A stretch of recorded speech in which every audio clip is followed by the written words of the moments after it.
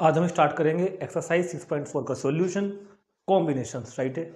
इससे पहले हमने इस एक्सरसाइज का एग्जांपल्स वीडियो और उससे पहले इंट्रोडक्शन वीडियो शूट की थी, जो आप लोग को जरूर देखनी है। इंट्रोडक्शन में कॉम्बिनेशन के बारे में सब बातें बताई गई हैं, ठीक है ना। और सारे फॉर्मूले हैं, बहुत सारे फॉर्मूले थे, कुछ शॉर्ट फॉर्मूले थे, कुछ एनसीआर को सोल्व करने का एक डायरेक्ट मेथड भी था। वो सब बातें हमने डिस्कस की थी इंट्रोडक्शन वीडियो में, और फिर 3 एग्जांपल किए थे हमने एक अलग वीडियो में। और आज हम स्टार्ट करेंगे कॉम्बिनेशन के एक्सरसाइज 6.4, जिसमें करीब 9-10 क्वेश्चन है। क्वेश्चन यहाँ पर ज़्यादा बड़े बड़े नहीं है, छोटे छोटे क्वेश्चन होंगे, ठीक है ना।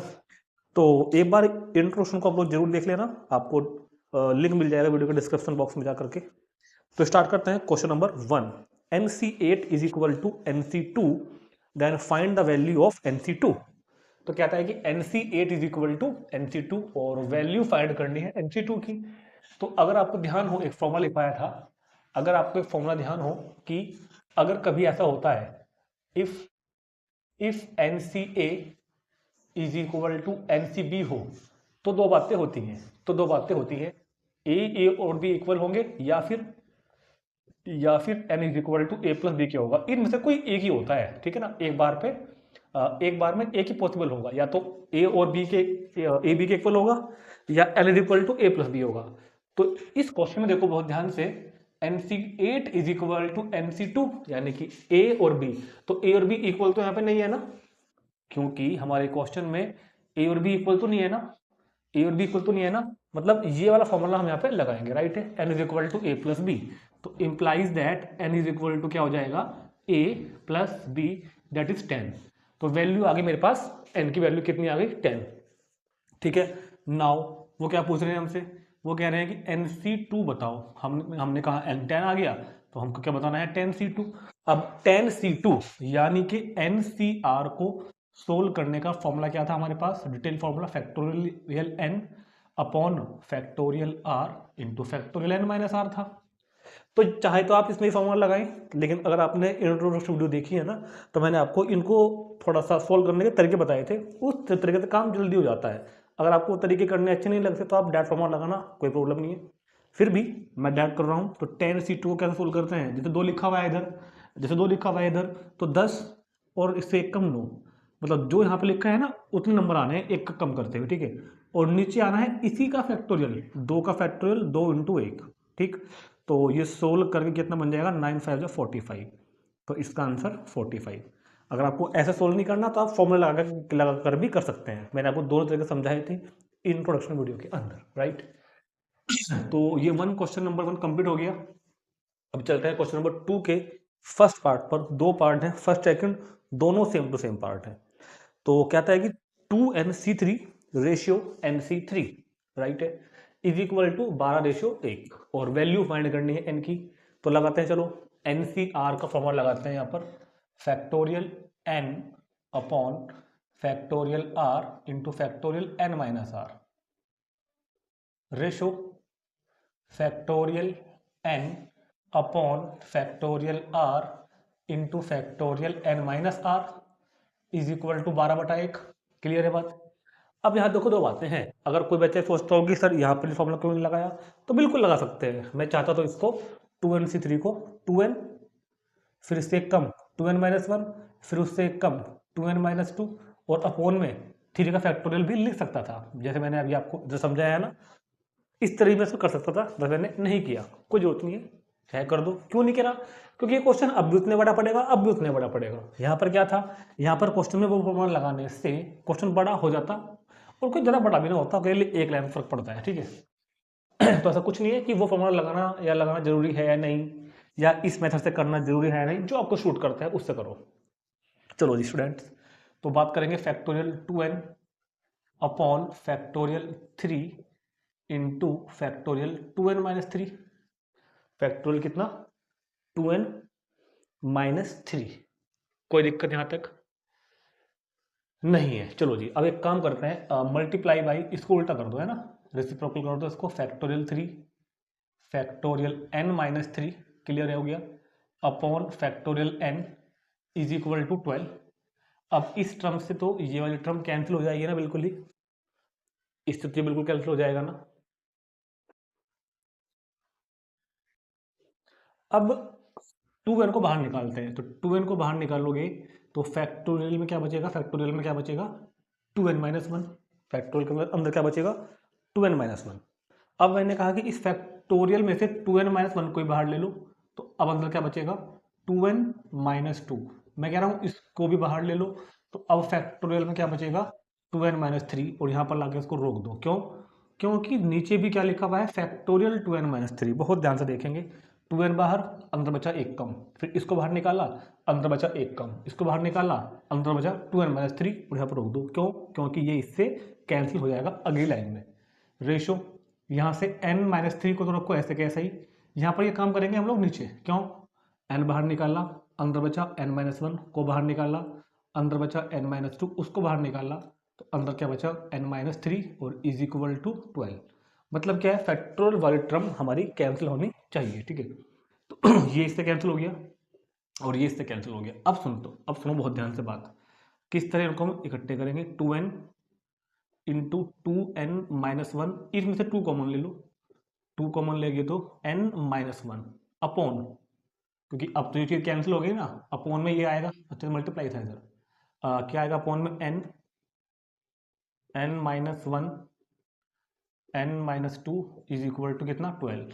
n-1 से n-1 कैंसिल हो गया, राइट है, n से n कैंसिल हो गया, तो यहाँ बचेगा 2 2 जा 4, 4 इंटू 2n-1, या 2 2 जा 4 इंटू 2n-1, और अपॉन में से ये उधर पहुंच गया मल्टीप्लाई में, 12 इंटू n-2। क्लियर होगी बात। 4 3 जा, तो कितना बचेगा 2n-1, अंदर मल्टीप्लाई कर दो तो 3n-6, n वाले की तरफ कर लो तो 2n-3n is equal to minus के 6 + 1, तो -n इज इक्वल टू -5। तो वैल्यू ऑफ n कितनी आ जाएगी हमारे पास 5, तो n की वैल्यू कितनी आ जाएगी हमारे पास 5। ठीक, तो कैलकुलेशन वाले क्वेश्चन फिर भी थोड़े बच्चों को ईजी लगते हैं। परमुटेशन कॉम्बिनेशन में एक खास बात है कि बच्चे प्रेयर करते हैं, भगवान से दुआ करते हैं कि काश भगवान ये क्वेश्चन एग्जाम में आए, ये वर्ड प्रॉब्लम वाले ना आए, लेकिन आ जाते हैं, ये भी आते हैं, वर्ड प्रॉब्लम भी आते हैं, ऐसा कुछ नहीं है। चलो नोट करेंगे इसको। अब देखते हैं इसका सेकंड पार्ट, जो बिल्कुल सेम ऐसे ही है। वैसे तो खैर सेकंड पार्ट को मुझको छोड़ देना चाहिए क्योंकि बिल्कुल ऐसे ही है, लेकिन फिर भी कुछ व्यूअर्स हैं इस तरह के जिनको मसला देना पड़ता है ना। सेकंड 2nC3, सेकंड पार्ट में बोल रहा है वो 2nC3 रेशियो nC3। वैसे क्वेश्चन में है कुछ नहीं है 2nC3, और इसमें तो वैसे भी कुछ नहीं है। एक सेकंड इसको मैं इधर ही जो ना कर दूं, इधर से जो ना कर दूं भाई। 2nC3 ratio nC3 is equal to 12:1 is equal to 11:1, तो बस इसमें चेंज कर देता हूँ यहीं सेकंड पार्ट 11:1। भैया इधर की तो कैलकुलेशन सेम रहेगी ना, 11:1, 11:1। ये एनसीईआरटी वाले कभी कभी ऐसा काम कर देते हैं, बस क्या जरूरत थी ऐसा क्वेश्चन देने की, जब सिमिलर क्वेश्चन देने की, जब हो रहा था तो अपना वैसे दे देते 11। तो बस अब क्या होगा, इस बार 4 इससे कटेगा नहीं, क्योंकि इस बार क्या था यहाँ पर 11 था। बस ये काम अब मेरा यहाँ से अलग हो गया। अगर देने ऐसा तो कुछ अलग दे देते हैं ना। चलो खैर, 4 2 जा 8n -4 is equal to 11n -22। तो क्या हो जाएगा 8n -11n और माइनस के 22 + 4, तो 8 में से 11 गए तो माइनस के 3n माइनस के 22 + 4, राइट है, तो कितना माइनस के 18, माइनस के 3 गया अपॉन में, तो n is equal to 6, n is equal to 6। यही क्वेश्चन का आपका कंप्लीट आंसर। ठीक है, चलो जिसको नोट करते हैं, नोट करेंगे, देखते हैं क्वेश्चन नंबर 3। क्वेश्चन नंबर 3 कहता है कि how many code can be draw through 21 points on a circle.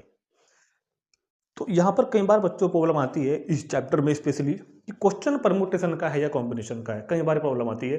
वैसे 99% क्वेश्चन में मैंने आपको बताया था कि परमुटेशन वर्ड लिखा हुआ आएगा या फिर अरेंजमेंट लिखा हुआ आएगा परमुटेशन के लिए। परमुटेशन का अगर क्वेश्चन होगा ना तो परमुटेशन या अरेंजमेंट वर्ड लिखा मिलता है, कॉम्बिनेशन में कॉम्बिनेशन वर्ड लिखा मिलता है, या फिर सिलेक्शन लिखा मिलता है, या फिर चूज लिखा मिलता है। ठीक है, या फिर खुद सोचो कि हमको क्वेश्चन में अगर कभी कुछ नहीं लिखा ना तो दिमाग लगाओ, क्वेश्चन की सेंस क्या कहती है हमको कि हमको चीज़ों को अरेंज करना है क्या।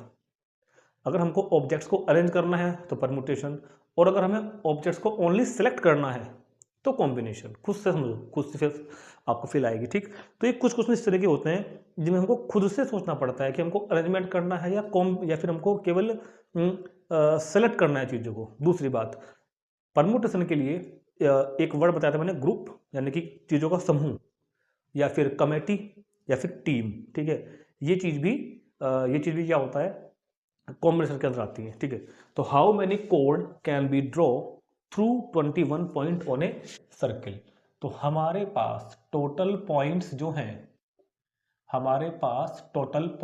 वो कितने हैं, 21 on A boundary of circle. एक सर्कल है, इसकी बाउंड्री पर कुछ 21 पॉइंट है, इस तरह से मान लो।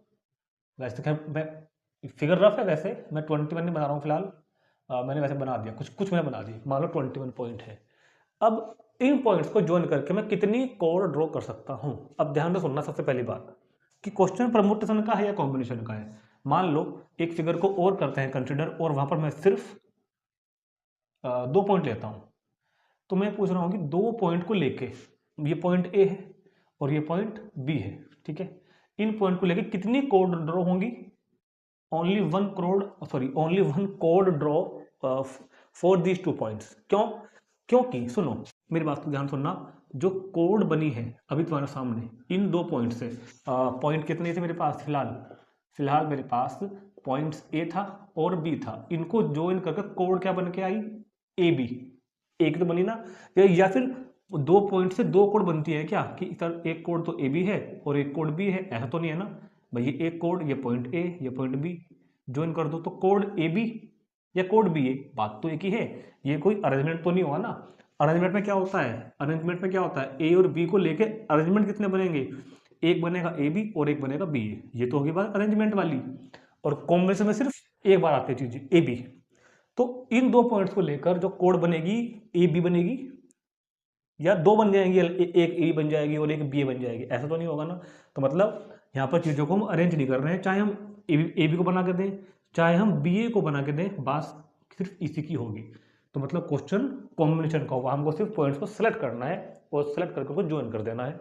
तो क्वेश्चन किसका हुआ, कॉम्बिनेशन का, कि 2 पॉइंट्स को ज्वाइन करके एक कोड बनती है। तो एक बात तो यहाँ पर हमको ये क्लियर हुई कि क्वेश्चन कॉम्बिनेशन का है, हमको सी यूज करना है, NCR।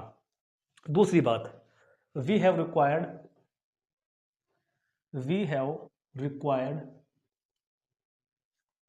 2 points, we have required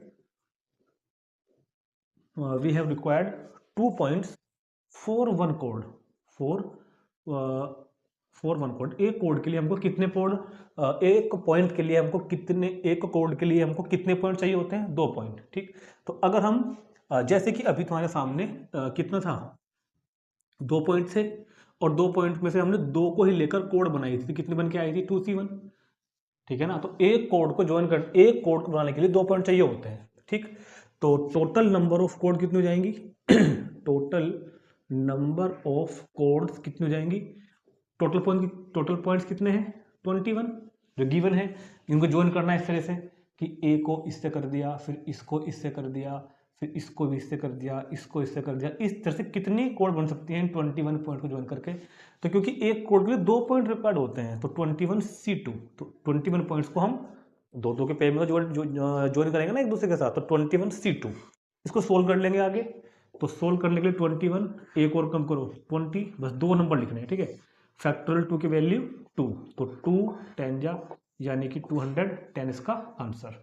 तो 210 कोड बन सकती है। अगर इस सर्कल पर 21 पॉइंट है तो उनको ज्वाइन करके 210 कोड हम बना सकते हैं। ठीक है, नोट करेंगे इसको तुरंत। Question number 4, in how many way can a team, देखो एक टीम वर्ड आ गया, तो टीम आ गया ना, समझ जाना क्वेश्चन कॉम्बिनेशन का है। वैसे भी आगे लिखा हुआ है of 3 boys and 3 girls be selected, तो सिलेक्टेड वर्ड लिखा हुआ है, तो मतलब क्वेश्चन कॉम्बिनेशन का है। ठीक है, तो कहता है कि इन how many way can a team of 3 boys and 3 girl be selected from 5 boys and 4 girl. तो हमको उसने क्या कह रखा है, क्वेश्चन में उसने हमको क्या कह रखा है कि 5 boys and 4 girl, 5 boys and 4 girls, ये गिवन है, ये तो है मेरे पास। मुझको इनमें से एक टीम बनानी है, मेरे को, और वो कह रहे हैं कि इस टीम में मुझको 3 बॉय रखने हैं। एंड इस वर्ड पर ध्यान देना, एंड वर्ड पर ये बहुत हेल्प करेगा हमारी फंडामेंटल प्रिंसिपल ऑफ काउंटिंग लगाना, कौन सा लगाना है, मल्टीप्लिकेशन वाला लगाना है या फिर एडिशन वाला लगाना है। तो जहाँ पे एंड कहा है, ठीक, तो मेरे को क्या करना होगा, 5 बॉयज में से 3 बॉयज को मैं क्या करूंगा, सेलेक्ट करूंगा, अरेंजमेंट नहीं करूंगा इनका। 5 बॉयज में से 3 बॉयज को सेलेक्ट करने के नंबर ऑफ वेज कितने हो जाएंगे, 5c3। और 4 गर्ल्स में से 3 गर्ल्स को सेलेक्ट करने के तरीके कितने हो जाएंगे, 4c3। और दोनों ही करने हैं ना, टीम में टोटल 6 मेंबर रखने हैं, 3 बॉयज और 3 गर्ल्स रखनी है। तो फंडामेंटल प्रिंसिपल ऑफ मल्टीप्लीकेशन। तो क्वेश्चन तो आपका हो गया, इसको सोल्व करना बाकी रह जाएगा, वो देखते हैं अभी। तो क्वेश्चन समझ में आ गया ना, बॉयज 5 गिवन है, गर्ल्स 4 गिवन है, ये है मेरे पास, ठीक। अब नंबर ऑफ वेज, क्या कहेंगे, number of ways to select, number of ways to select 3 boys, 3 boys करने हैं ना, 3 boys from 5 boys, from 5 boys, 5 boys में से 3 बॉयज को सेलेक्ट कहाँ है, सेलेक्ट करने के तरीके 5c3, ठीक है। ऐसे ही number of ways to select 3 girls from 4 girls, 4 girls में से 3 गर्ल्स को सेलेक्ट करने के तरीके 4c3। अब मुझको बनानी है टीम, सेलेक्ट मैंने कर लिया, ठीक है ना, सेलेक्ट मैंने कर लिया। तो total number of ways, total number of ways to team बनाने के तरीके कितने होंगे total, fundamental principle of multiplication, क्योंकि मेरे को दोनों ही काम करने हैं, गर्ल्स भी सिलेक्ट करनी है, बॉयज भी सिलेक्ट करने हैं, तो दोनों की मल्टीप्लाई कर देंगे भाई, 5c3 की मल्टीप्लाई 4c3 में। अब सोल्व करने का तरीका क्या बताया था मैंने आपको, एनसीआर का formula, factorial n upon factorial r into factorial n minus r, ठीक है। तो factorial 5 factorial 3 into factorial 5 minus 3 और फैक्टोरियल 4 फैक्टोरियल 3 फैक्टोरियल 4 माइनस 1। जिस तरह मैंने आपको डायरेक्ट समझाया था ना, वैसे भी कर सकते हैं, कोई दिक्कत नहीं है। मैं ये नहीं कह रहा हूँ कि आप ऐसे करें या वैसे करें, जैसे मन करे वैसे करना। तो factorial 5 upon factorial 3 into factorial 2, right है, into factorial 4 factorial 3 into factorial 1। तो 5 बाहर ले लो, 4 बाहर ले लो, अंदर एक कम बचा, मतलब फैक्टोरियल 3 अपॉन फैक्टोरियल 3 फैक्टोरियल 2 की वैल्यू 2 और फैक्टोरियल 4 को बाहर ले लो, तो अंदर क्या बचा, फैक्टोरियल 3 और नीचे क्या बचा, फैक्टोरियल 3 फैक्टोरियल 1 की वैल्यू 1। ये वाला इससे कैंसिल, ये वाला इससे कैंसिल, 5 चौक 20, 20 का आधा 10 और 10 चौक 40, तो 40 वेज, तो 40 वेज होंगे मेरे पास टीम बनाने के, राइट है। तो इसको नोट करेंगे, क्वेश्चन को जल्दी से नोट करेंगे इसको, ठीक है। अब मैं आपको एक बात और समझाना चाहता हूँ इस क्वेश्चन में स्पेशली, है ना। देखो मैं आपको, मेरी बात को ध्यान सुनना, मैं कह रहा हूँ बार बार कि इसको मैंने सोल्व करके दिखाया आपको इस फॉर्मूले की हेल्प से। मैं अगर चाहता तो मैं इसको डायरेक्ट सोल्व करता। सुनो मैं आपको सिखाता हूँ, ध्यान सुनना।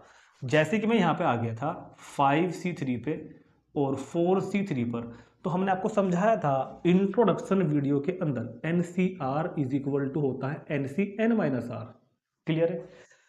और ये फॉर्मूला भी तब यूज करना है अगर ये घटा के छोटा होता है। अगर 5c3 में से 5c3 में वो फॉर्मूला अप्लाई करके छोटा बन रहा है तो बनाओ, छोटा बन रहा है तो बनाओ, बन रहा है ना, छोटा बन रहा है ना, बना दिया। 5c3 में से 5c3 घटा दिया 5c2 हो गया, 4c3 में से 3 घटा दिया 4c1 हो गया। अगर घटा करके बड़ा हो रहा होता तो मैं ना लगाता, मैंने समझाई थी बात आपको इंट्रोडक्शन वीडियो में। और अब डायरेक्ट वाला मेथड क्या था, 5 लिखो 4 लिखो, 2 है ना यहाँ पे, 2 लिखा हुआ है ना, तो 2 नंबर आने हैं, अपॉन इसी का फैक्टोरियल 2 का फैक्टोरियल 2 और 4c1 की वैल्यू क्या, डायरेक्ट याद नहीं कराई थी क्या, nc1 की वैल्यू n, सब प्रूफ करवा रखे, 4c1 की वैल्यू 4, तो 2 2 जा 4, तो 5 2 जा 10, 4 जा 40। थोड़ा काम जल्दी हो जाता है, देखो थोड़ा काम जल्दी हो जाता है, कंपेरिजन करो दोनों चीजों की। वहां से आप ऐसे सोल्व करना चाहोगे या ऐसे करना चाहोगे, ठीक। हाँ अभी आपको लग रहा होगा कि सर ज़्यादा फर्क तो है नहीं, यहाँ भी करना ही पड़ा है। मैं कह रहा हूँ बिल्कुल करना पड़ा है, मगर आगे क्वेश्चन आएंगे, एक्सरसाइज में भी आएंगे, आगे मिसलनेस में भी आएंगे, और आगे भी जाके आते हैं कंपटीशन में कि ये चीज़ कई सारी बन जाती हैं एक क्वेश्चन में, एक प्लस दूसरी प्लस तीसरी, वहाँ पर हमको इसमें करने में बहुत माथापच्ची करनी पड़ती है, हो जाता है वैसे, और इस तरह से हम इसको बहुत जल्दी सोल्व करते हैं। दूसरी बात, बाइनोमियल थ्योरम में तो आपको बहुत हेल्प मिलेगी इस चीज़ की, जब ध्यान रखना, हम चैप्टर करेंगे अगला बाइनोमियल थ्योरम, वहाँ पे ऐसी सिचुएशन आएगी कि ये फॉर्मूला लगाना ज़्यादा यूजफुल रहेगा वहाँ पर। तो इसलिए मैं बार बार समझाना चाह रहा हूँ कि आप ऐसे भी कर सकते हैं, ऐसे भी कर सकते हैं, छोटा ये है तरीका, बड़ा वाला ये है, दिक्कत कुछ नहीं है, करो चाहे कैसे भी, लेकिन जब छोटा है तो छोटा तो करो ना। ठीक है, ठीक है, तो नोट करेंगे इसको। चलते हैं क्वेश्चन नंबर 5 पर।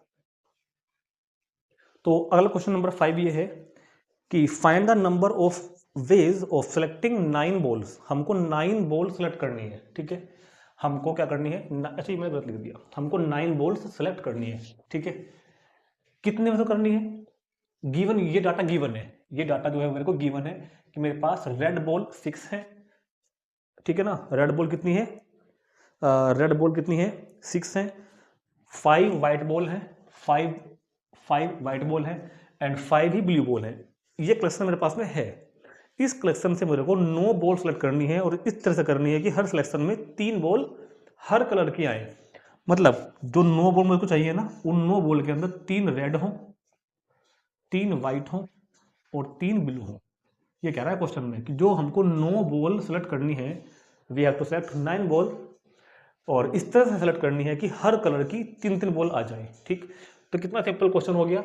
ये डाटा गिवन है, ठीक है ना। 6 बॉल रेड कलर की हैं, 5 बॉल व्हाइट कलर की हैं और 5 ही ब्लू कलर की हैं। इनमें से 9 बॉल सेलेक्ट करनी है, हर कलर की 3। ठीक है, तो नंबर ऑफ वेज क्या लिखेंगे हम पहले, number of ways to select red ball, number of ways to select red balls, red balls को सेलेक्ट करने के तरीके। अब रेड बॉल मेरे को सेलेक्ट कितनी में से करनी है कितनी, 6 है, करनी कितनी है, 3 करनी है, सिंपल सी बात है, सेलेक्ट करनी है। तो रेड बॉल को सेलेक्ट करने के तरीके 63, 6 में से करनी है और 3 करनी है। अब बात करेंगे number of ways to select white ball, white balls को सेलेक्ट करनी है, कितनी है, 5 में से करनी है और करनी कितनी है, 3 करनी है। भैया रेड बॉल भी 3 ले लूंगा, व्हाइट भी 3 ले लूंगा। अब ब्लू पे आ जाओ, number of ways to select blue ball, blue ball को सेलेक्ट करने के तरीके भी कितने हो जाएंगे, 5 से 3। ब्लू बॉल को सेलेक्ट करने के तरीके 5 से 3 हो गए ना, 5 में से करनी है और 3 करनी है। अब ये सोचो कि तीनों ही करनी है मेरे को सेलेक्ट, या एक एक करनी है कोई से कलर की। उसने कहा तीनों ही करनी है, ये काम भी करना है, ये काम भी करना है, ये काम भी करना है। तो फंडामेंटल प्रिंसिपल ऑफ मल्टीप्लिकेशन से तीनों की मल्टीप्लाई हो जाएगी। अगर वो कहता कि किसी एक कलर की 3 बॉल करनी है, अगर वो कहता किसी एक कलर की 3 बॉल करनी है, तो ये फंडामेंटल प्रिंसिपल बनता है एडिशन वाला, फिर इनको प्लस करते। तो टोटल नंबर ऑफ वेज, तो total number of ways to selecting the ball, to selecting the 9 balls, तो total number of ways to selecting the 9 balls, ये वाला काम भी करना है, ये वाला काम भी करना है और ये वाला काम भी करना है, और इन दोनों की मल्टीप्लाई कर दो। ठीक है ना, ये तीनों ही करने हैं, क्योंकि हमको ये काम तीनों ही जो है करने हैं। अब एक बात सुनो ध्यान से, अब इसको सोल्व करना है। अब इसको सोल्व करने के लिए ये लगाओ या ये लगाओ, मैंने आपको समझा दिया तरीका वैसे, राइट है। तो यहाँ पे तो खैर अगर मैं ये फॉर्मूला लगाता भी हूँ नीचे वाला, NCR is equal to NC N-R वाला, तो कोई फर्क पड़ेगा ही नहीं, तब भी वही रह जाएगा। ये तो 63 यहाँ हो जाएगा काम मेरा, 5C3 का मेरा क्या बन जाएगा तुरंत 5C2। ऐसे ही इस वाले 5C3 का भी क्या बन जाएगा 5C2। सोल्व करते हैं, देखो 3 लिखा हुआ है ना, तो 3 नंबर तक कम करो इसको, 6 × 5 × 4, और अपॉन में क्या आना है, इसी का फैक्टोरियल, इसी का फैक्टोरियल 3 × 2 × 1। अब इस पर चलते हैं 5C2, तो 5 × 4 और इसी का फैक्टोरियल, 2 का फैक्टोरियल 2 होता है, 5C2, तो 5 × 4 और इसी का फैक्टोरियल × 2। देखो मैं चाहता हूँ, देखो मैं सोल्व नहीं करता, मैं सोल्व इसलिए कर रहा हूँ ताकि मैं इसको आपको सिखा सकूँ, बाइनोमियल थ्योरम में बहुत हेल्प मिलेगी। 3 दूनी 6, 6 कट गया, ठीक है, तो 5 चौक 20, 5 चौक 20, 5 चौक 20, तो 20 × 20 × 20 3 बार हो गया नीचे, और 2 2 हो गया, 2 2, तो ये वाला 10, ये वाला 10, तो 2 एकम 2, 2 एकम 2, तो 2 और 3 0, तो 2000 इस क्वेश्चन का आपका आंसर आ जाएगा। तो 2000 तरीकों से हम इन बॉल्स को, 9 बॉल्स को सेलेक्ट कर सकते हैं। ठीक है, तो इसको नोट करेंगे, चलते हैं अगले क्वेश्चन पर। क्वेश्चन नंबर 6 ध्यान से देखेंगे, इंपॉर्टेंट क्वेश्चन थोड़ा समझने का है, ताश के पत्तों वाला है। कहता है कि determine the number of 5 card combination, जहां साफ कॉम्बिनेशन वर्ड लिखा हुआ गया, ठीक है ना। तो 5 कार्ड का एक कॉम्बिनेशन मेरे को बनाना है out of deck of 52 cards, 52 ताश की पत्तों की गड्डी में से। If there is exactly 1 ace in each combination, हर कॉम्बिनेशन में एक एस जरूर हो। तो देखो सबसे पहली बात तो आपको ताश की गड्ढे की फुल डिटेल पता हो, जो मैंने आपको समझाई थी एग्जाम्पल वाली वीडियो में। मैंने एग्जाम्पल नंबर आपको कराया था ना, तो वो वाला पिछला एग्जाम्पल कराया था, शायद 19वां था। तो वहाँ मैंने आपको पूरी डिटेल समझाई थी, कितने एस होते हैं, कितने जैक होते हैं, सब बताया था। राइट है। तो कहता है कि determine the number of 5 card. देखो ये क्वेश्चन लिखा हुआ, कुछ बच्चे कहते हैं कि सर पहले सोल्व कर दिया, ये क्वेश्चन था वही तो लिखा हुआ है, कहाँ सोल्व कर दिया। टोटल कार्ड्स कितने होते हैं? 52, सब दोनों को पता है। Number of cards in each selection, वो ये भी था गिवन, डाटा गिवन है कि हर सिलेक्शन में मेरे को 5 कार्ड रखने हैं। Determine the number of card, determine the number of 5 card. तो number of card in each selection मतलब कि मुझको 52 कार्ड में से 5 कार्ड को सिलेक्ट करना है। कंडीशन दे दी उसने एक, एग्जैक्टली 1 एस, सिर्फ और सिर्फ एक एस, ना कम ना ज्यादा, इन ईच कॉम्बिनेशन, हर कॉम्बिनेशन में एक एस जरूर आए।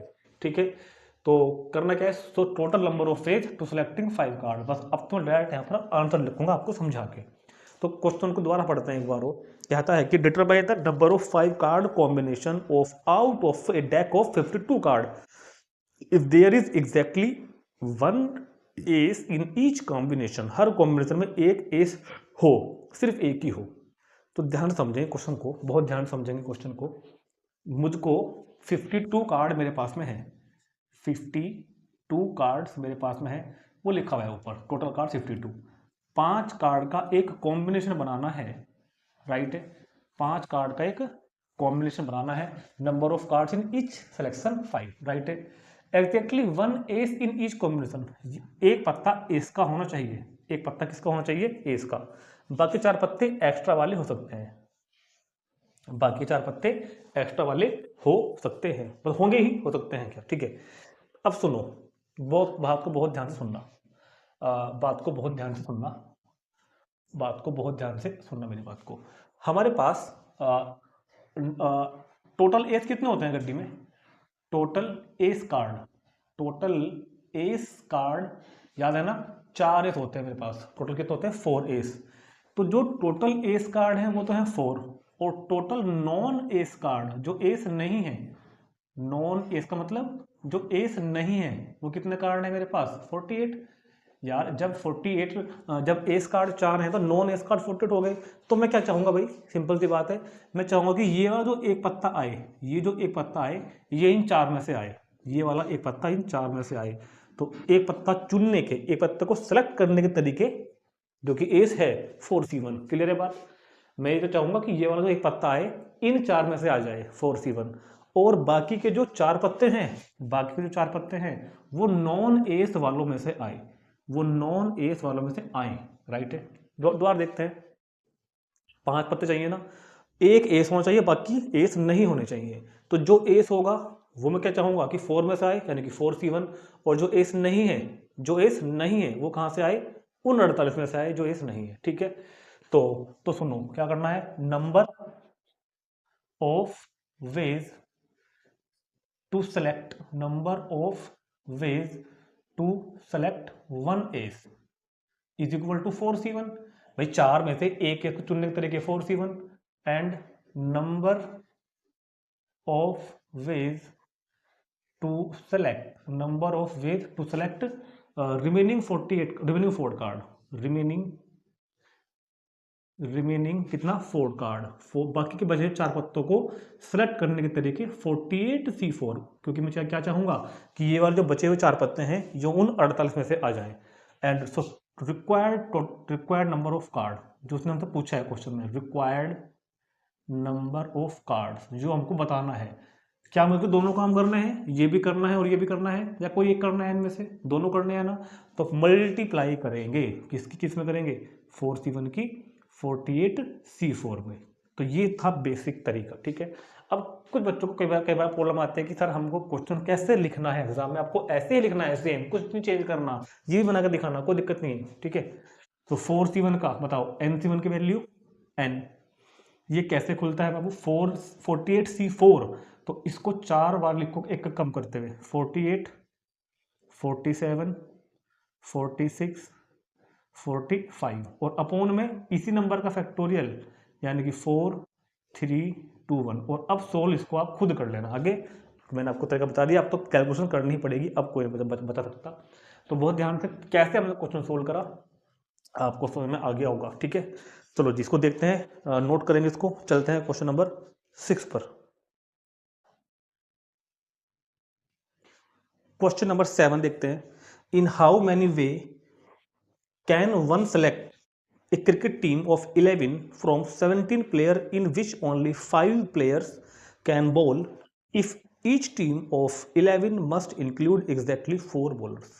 ठीक है, क्या कह रहा है क्वेश्चन में, ध्यान सुनना क्वेश्चन को। मैं आपको दोबारा समझा, एक बार फिर से पढ़ाऊंगा लैंग्वेज, कि मेरे पास 17 प्लेयर्स बैठे हुए हैं सामने, टोटल मेरे पास 17 प्लेयर्स हैं, और मुझको इंडिया की टीम चुन के भेजनी है ऑस्ट्रेलिया टूर्नामेंट के लिए। ठीक है, तो टीम में मैं कितने लोगों को सेलेक्ट करते हैं हम लोग, 11 करते हैं ना, जो प्लेइंग 11 होती है, जो खेलेंगे। वो कह रहे हैं क्वेश्चन में कि इन 17 में से ना 5 बॉलर हैं जो बॉलिंग कर सकते हैं, और जो बाकी 12 हैं वो अलग हैं, उनमें बैट्समैन हो, कीपर हो, और क्या बोलते हैं उसको, ऑलराउंडर हो, वो अलग है। टीम जो 11 लोगों की बना के भेजनी है, मुझको उसमें 4 बॉलर रखने ही रखने हैं। इस टीम के अंदर मेरे को 4 बॉलर रखने ही रखने हैं, बाकी 7 में अलग कर सकता हूं। तो ये टीम कितने वे से बन सकती है ये बताना है। दोबारा समझते हैं एक बार क्वेश्चन को। मेरे पास 17 प्लेयर अवेलेबल हैं, उन 17 में 5 बॉलिंग कर सकते हैं, 5 बॉलर हैं, 12 अलग है, बैट्समैन, कीपर, ये वो जो भी होते हैं ना। टीम बना के भेजनी है 11 प्लेयर्स की, ऑस्ट्रेलिया भेज देनी, ठीक है, या वेस्ट इंडीज भेज दें, बताओ, चलो कहीं भेज देनी, पाकिस्तान भेज दें इस बार। ठीक है, टीम भेजनी है 11 लोगों की, जिनमें मुझको 4 बॉलर रखने ही रखने हैं, बाकी में 7 और रख दूंगा। ठीक है, फिर पढ़ते हैं एक बार और। ये क्या आपने ये कहा है, क्या इन how many ways can one select A cricket team of 11 from 17 player in which only 5 player can ball if each cricket team of 11 members must include exactly 4 bowlers. Right है, ये बात यहां लिखी हुई है। टोटल प्लेयर 17 हैं, number of players in team, जो team बनानी है उसमें 11 लोग रखने हैं, जो अवेलेबल डाटा है उसके हिसाब से 5 बॉलर हैं, बाकी के 12 लोग अलग हैं। ठीक है, तो हम क्या करते हैं भैया, हम क्या करते हैं, हम पहले बॉलर्स को करते हैं select. Number of ways to select 4 bowlers from 5 bowlers. ध्यान से सुनना, क्या लिखा हुआ है, हमको बॉलर सेलेक्ट करने कितने हैं, 4। करने कितने में से हैं, 5 में से। भाई इन 17 में 12 + 5 तो है, ये 5 कौन है, बॉलर। ये डाटा ऐसे दे रखा उसने हमको, टोटल प्लेयर में 17 लोग हैं ना, 12 अलग हैं, 5 बॉलर हैं। तो number of ways to select 4 bowlers from 5 bowlers, select करना है तो 5C4। अब number of ways to select remaining 7 player, बचे 7 को चुनना है ना अब तुम इसको। रिमेनिंग 7 प्लेयर, भाई 4 तो मैंने ले लिए ना, रिमेनिंग 7 प्लेयर्स फ्रॉम कितनों में से, उन बाकी के 12 में से, फ्रॉम 12 प्लेयर्स, बराबर कितना हो जाएगा, 12 में से 7 चुनने इस बार, तो 12C7 हो गया। और दोनों काम करने हैं तो मल्टीप्लाई करोगे, तो रिक्वायर्ड नंबर ऑफ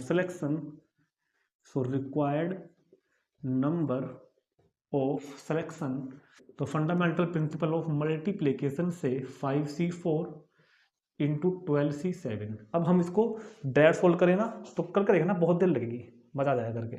मैं कहता हूँ इसको डायरेक्ट तरीका लगाओ, जल्दी काम नहीं उठेगा। कैसे, ये देखो छोटा हो रहा है, 5C4 का क्या बन जाएगा, 5C1, 12C7 का क्या बन जाएगा, 12C5। ये इजी पड़ेगा। NC1 की वैल्यू n यानी कि 5, और इसको 5 तक कम कर दो, 5 नंबर तक, 12, 11, 10, 9, 8, 1, 2, 3, 4, 5। ठीक है, और इसी का फैक्टोरियल लिख दो, 5, 4, 3, 2, 1। इससे इसको काट दो, और ऐसा कर लो 4 से 12 भी काट दो, और ऐसा कर लो 2 चौक 8 भी काट दो।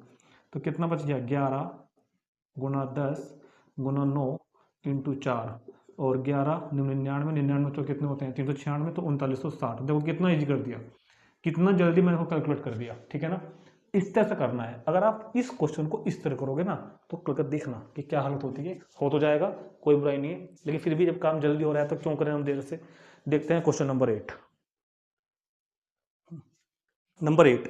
ए bag contain 5 black and 6 red ball. एक बैग के अंदर 5 ब्लैक बॉल हैं, 6 रेड बॉल हैं। ये डाटा गिवन है अपने को, ये डाटा गिवन है। ब्लैक बॉल 5 है, रेड बॉल 6 है। Determine the number of ways in which 2 black and 3 red ball can be selected. ये तो कुछ क्वेश्चन हमको वैसे दे दिया, ऐसा तो हम अभी करके आए हैं। ऊपर 5 क्वेश्चन है ना। तो पहले मेरे को 2 ब्लैक बॉल सेलेक्ट करनी है, 2 ब्लैक बॉल।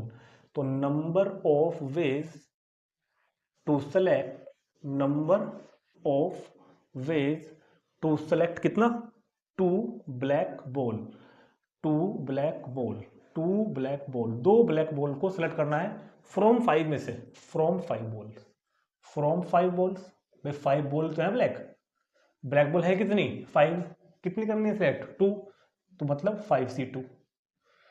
अब रेड बॉल को करते हैं, रेड कितनी है 3, number of ways to select 3 red ball और फ्रॉम 6 बॉल, 6 में से 3 करनी है तो 6C3।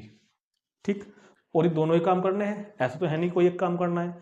तो क्योंकि दोनों ही काम करने हैं तो टोटल नंबर ऑफ सिलेक्शन यानी required number of selection, total number of selection is equal to कितना हो जाएगा 5C2 इंटू 6C3। ठीक हो गया। अब सोल्व कैसे करेंगे, इस बार ये फॉर्मूला मत लगाओ। क्यों ना लगाओ, क्योंकि 5C2 में तो 5C ये लगाओगे ना तो 5C3 बड़ा हो जाएगा। मैंने समझाया था बड़ा हो रहा है तो मत लगाना, और यहाँ तो कोई असर पड़ेगा ही नहीं, लगाओ या ना लगाओ।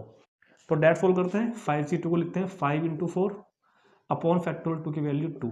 6C3 कैसे लिखा जाएगा 6 5 4 और फैक्टोरियल 3 की वैल्यू 6, तो 10 और 20, तो 10 20 10 200, तो इसका आंसर 200। क्लियर है। देखते हैं question number 9। In how many way can a student choose, कितने तरीकों से कोई स्टूडेंट चूज कर सकता है।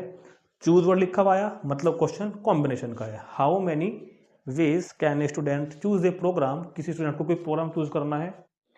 Of 5 course if 9 course are available, available course कितने हैं, अवेलेबल कोर्स कितने हैं हमारे पास, कोर्स कितने हैं हमारे पास, टोटल 9 कोर्स हमको दिए हुए हैं और उसको चूज कितने करने हैं 5। Number of course to be, number of course to be choose, जो उसको चूज करने हैं बच्चे को, ठीक है ना। चूज कितने करने हैं उसको 5। दोबारा पढ़ते हैं एक बार और। In how many ways can students choose a program of 5 course, उसको 5 कोर्स का एक प्रोग्राम चूज करना है। 9 कोर्स अवेलेबल है and 2 specific course are compulsory for every student, 2 course हर स्टूडेंट के लिए कंपलसरी है ही है। फिर समझते हैं एक बार, वो कह रहा है कि किसी कोई कॉलेज है मान लो, ऐसा मान लो वहां पर 9 कोर्स अवेलेबल है, एक स्टूडेंट को 5 कोर्स चूज करने हैं, 2 स्पेसिफिक कोर्स तो कंपलसरी हैं, 2 कोर्स तो उसको करने ही करने, लेने हैं। जैसे कि फॉर एग्जाम्पल हमने, आप कौन क्लास में पढ़ रहे हैं 11th क्लास में, सब्जेक्ट है मान लो हिंदी है, इंग्लिश है, मैथ्स है, फिजिक्स है, केमिस्ट्री है। ठीक, अब क्या होता है जो बच्चे कॉमर्स लेंगे, जितना मुझको पता है उस हिसाब से मान लो कि BST ऑप्शन में है और क्या कहते हैं उसको अकाउंट ऑप्शन में है, ठीक है ना। और क्या कहते हैं भैया इसको, कुछ है ना एक और, BST हो गया, अकाउंट एक और है यार, इको, इको हो गया, ठीक है। इसी तरह बायोलॉजी वालों के लिए बायोलॉजी हो गई, और क्या कहते हैं कुछ बोटनी हो गई, जूलॉजी हो गई, आर्ट हो गया, एग्रीकल्चर हो गया, म्यूजिक हो गया, होम साइंस वगैरह, बहुत सब्जेक्ट दुनिया भर के बहुत सब्जेक्ट हैं। तो इस तरह के वो कह रहे हैं कि एक कॉलेज में 9 सब्जेक्ट अवेलेबल हैं, एक बच्चे को 5 लेने हैं, लेकिन एक बच्चे को 5 तो लेने हैं। वो कह रहा है कि 2 आपको कंपलसरी हैं, वो कह रहा है कि हिंदी इंग्लिश तो कंपलसरी हैं, यहाँ तो आपको कुछ सोचना नहीं है, सोचना आपको बाकी में है, आप मैथ लोगे, कॉमर्स लोगे, ये लोगे, वो लोगे, 2 कंपलसरी हैं। तो नंबर, तो ऐसा कर लो पहले, मान लो ये 5 कोर्स हैं, उसको इन 5 कॉलम में, जैसे आप अपना फॉर्म भरते हो ना एग्जाम का, एग्जाम फॉर्म भरते हैं ना, तो उन 5 में ऐसा मान लो 2 तो लेने हैं ना, हिंदी तो उसको लेना ही लेना है, मैंने मान लिया समझाने के लिए खाली, इंग्लिश लेना है, इसको चूज करने का एक तरीका, कुछ ऑप्शन है ही नहीं, इसको चूज करने का भी एक तरीका, 2 specific case, 2 specific course are compulsory for every student, 2 course तो कंपलसरी है, हिंदी आपको लेना ही पड़ेगा, एक ही तरीका है, इंग्लिश आपको लेना ही पड़ेगा, एक तरीका है। तो टोटल नंबर ऑफ वेज, तो total number of ways to choose 5 course. अब बहुत ध्यान सुनना, पहला कोर्स चूज करने का केवल एक तरीका हिंदी ही लेना है मान लो, दूसरा कोर्स चूज करने का भी एक तरीका इंग्लिश ही लेना है मान लो।